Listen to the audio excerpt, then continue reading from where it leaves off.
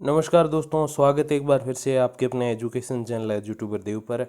तो दोस्तों, बहुत सारे लोग जो पिछला कोरोना काल भूल गए थे उनको एक बार फिर से कोरोना का समय याद आ गया, क्योंकि आरबीएसई और सीबीएसई दोनों ने ही अपने एग्ज़ाम पोस्टपोन कर दिए। आरबीएसई ने तो पोस्टपोन किए 10th-12th के, बाकी सारे प्रमोट कर दिए। सीबीएसई ने तो उससे भी एक कदम आगे काम कर दिया, 12th को तो जो है पोस्टपोन कर दिया, लेकिन 10th का जो एग्ज़ाम है वो एग्ज़ाम ही रद्द कर दिया है। तो आरबीएसई के 10th-12th के बोर्ड एग्ज़ाम पोस्टपोन है, यानी कि बाद में होंगे। सीबीएसई का एग्ज़ाम 10th का कैंसिल हो गया, यानी कि प्रमोट कर दिया बच्चों को बोर्ड एग्ज़ाम में भी, और 12th की जो है परीक्षा स्थगित हो गई है, बाद में होगी। देश में लगातार बढ़ रहे कोरोना संक्रमण के बीच नज़र केंद्रीय माध्यमिक शिक्षा बोर्ड यानी कि सीबीएसई ने 4 मई से 14 जून तक प्रस्तावित 10वीं की परीक्षाएं रद्द कर दी है।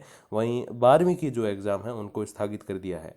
प्रधानमंत्री नरेंद्र मोदी जी की अध्यक्षता में बुधवार को हुई बैठक के बाद सीबीएसई ने निर्णय लिया है। 10वीं कक्षा के नतीजे बोर्ड द्वारा तैयार किए जाएंगे। 10वीं का रिजल्ट जो है वो दोस्तों अब आंतरिक मूल्यांकन के आधार पर, जो इंटरनल असेसमेंट है उसके आधार पर तैयार होगा। यदि कोई छात्र परिणामों से संतुष्ट नहीं है तो उसे अपने परिणाम सुधारने का बाद में मौका भी दिया जाएगा। एक दो दिन में 10वीं के परिणाम को तैयार करने के बारे में इंटरनल असेसमेंट गाइडलाइन जारी होगी, जिसके बेस पे रिजल्ट तैयार होगा। वहीं 12th की परीक्षाओं के बारे में निर्णय जो है वो 1 जून को हालत की जो समीक्षा की जाएगी कि अब कैसे हालात एग्ज़ाम हो सकता नहीं हो सकता है, उसके बेस पे फैसला किया जाएगा। विद्यार्थियों को परीक्षा से कम 15 दिन पहले नोटिस देकर सूचना जारी की जाएगी। तो इससे आप समझ सकते हो कि आपको अभी तैयारी करते रहना है 12th वालों को घर पे बैठ के, लेकिन आपको एकदम से एग्ज़ाम नहीं लिया जाएगा, समय पूरा दिया जाएगा। एमडीएसयू यूनिवर्सिटी जो है उसकी तरह नहीं है कि आज टाइम टेबल जारी कर दें और कल उसका जो है आप एग्ज़ाम ले लें।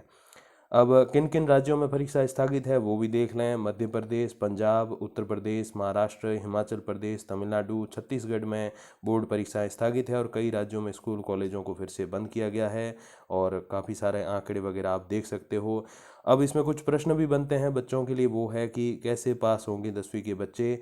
तो 10वीं कक्षा के नतीजे बोर्ड द्वारा तैयार किए जाएंगे। 10वीं का परिणाम इंटरनल असेसमेंट के आधार पर तैयार होगा, यानी कि आंतरिक मूल्यांकन के आधार पर, यानी प्री बोर्ड और सेमेस्टर आधार पर हुई परीक्षाओं के मूल्यांकन के आधार पर जो है आपका रिजल्ट तैयार किया जाएगा, और अच्छी तरीके से गाइडलाइन जो है आगे आने वाले समय में तैयार की जाएगी।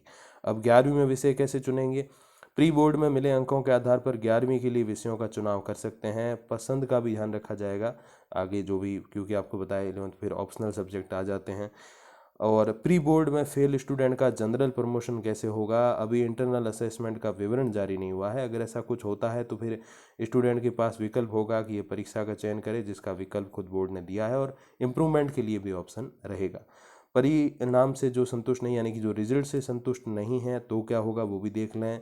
अगर 10वीं कक्षा का कोई विद्यार्थी अपने रिजल्ट से संतुष्ट नहीं है तो परीक्षा कराने की अनुकूल स्थिति होने पर उसे परीक्षा में बैठने का मौका भी दिया जाएगा, जैसे मैंने अभी आपको बताया भी। 12th का परीक्षा का क्या होगा, तो वो जैसे अभी बताया कि 15 दिन पहले घोषित कर देंगे, और 1 जून को क्या स्थिति है उसके बेस पे फैसला लिया जाएगा, यानी कि अब जून तक तो नहीं होने वाली। बाकी दोस्तों बहुत सारी चीज़ें हैं, शादी समारोह वगैरह सारे में बिल्कुल वही नियम लागू हो गए। सीबीएसई की इस लेटेस्ट अपडेट पे आते हैं वापस से। विद्यार्थियों के प्रमोशन का फॉर्मूला बनाएगा बोर्ड। 10वीं में कैसे प्रमोशन, सीबीएसई तैयार करेगा गाइडलाइन। देश में सीबीएसई की 10वीं जो परीक्षाएं हैं दोस्तों वो रद्द हो गई हैं। अपने जो आरबीएसई ने तो पोस्टपोन की है। अब बोर्ड को विद्यार्थियों को 11वीं कक्षा में प्रमोट करने का फॉर्मूला बनाना होगा। केंद्र सरकार ने इसकी जिम्मेदारी बोर्ड को ही सौंप दी है। ये फॉर्मूला तकरीबन 20 लाख विद्यार्थियों के लिए जारी किया जाएगा। परीक्षा नियंत्रक डॉक्टर स्वयं भारद्वाज ने बताया कि सीबीएसई की 4 मई से प्रस्तावित 10वीं की परीक्षाएं रद्द हो गई हैं। बोर्ड को एक वैकल्पिक पद्धति के आधार पर विद्यार्थियों को प्रमोट करने को कहा गया है। इसमें विद्यार्थियों के साल भर के मूल्यांकन को आधार का फॉर्मूला बनाया जाएगा। यदि विद्यार्थी प्रमोशन फॉर्मूले से खुश नहीं होते हैं तो उन्हें परीक्षा देने का विकल्प भी होगा, अपने मार्क्स वगैरह इंप्रूवमेंट करने का ऑप्शन भी रहेगा। प्रमोशन फॉर्मूला सरकार और बोर्ड अध्यक्ष सहित उच्च स्तर पर चर्चा के बाद ही तय हो पाएगा। अब आंतरिक मूल्यांकन के कितने हैं? 20% अंक होते हैं दोस्तों इंटरनल असेसमेंट के। सीबीएसई की 10वीं में विद्यार्थियों को 20 अंक जो है वो आंतरिक मूल्यांकन के आधार पर मिलते हैं। इनमें स्कूल स्तर पर प्रथम और द्वितीय टर्मिनल परीक्षा, अर्धवार्षिक परीक्षाओं के जो है अंक शामिल होते हैं, यानी कि स्कूल में जो भी आपके टेस्ट वगैरह सारी चीज़ें होती है, एग्जाम्स, वो सब ऑल ओवर मिला के ये बनता है। प्रत्येक स्कूल को आंतरिक मूल्यांकन के अंक सीबीएसई को भेजने होते हैं कि सर हमारे इतने हैं। और जैसे आपको पता है बोर्ड को अंक भी भेजते हैं अपने 10-12 में 20 में से 10 में से, तो बस वैसी चीज़ें हैं। अब 10th की अगर बात करें तो अजमेर रीजन में गुजरात राजस्थान के 1.5 लाख विद्यार्थी प्रमोट होंगे। 12th में अजमेर रीजन में राजस्थान और गुजरात के 1 लाख विद्यार्थी शामिल हैं।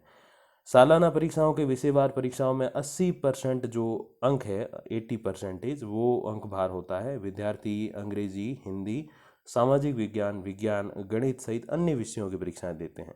विद्यार्थियों की कॉपियों का देश भर में शिक्षक मूल्यांकन करते हैं। इसमें आंतरिक मूल्यांकन के 20% अंक जोड़ के परिणाम जारी किया जाता है। 10वीं में प्रमोट होने वाले विद्यार्थियों को 11वीं कक्षा में विषय चयन करना होगा। देश भर में स्कूल अब तक प्रथम और द्वितीय टर्म परीक्षा, अर्धवार्षिक परीक्षा के औसत अंकों और बोर्ड के सालाना परिणाम के आधार पर विषय आवंटित करते रहे हैं।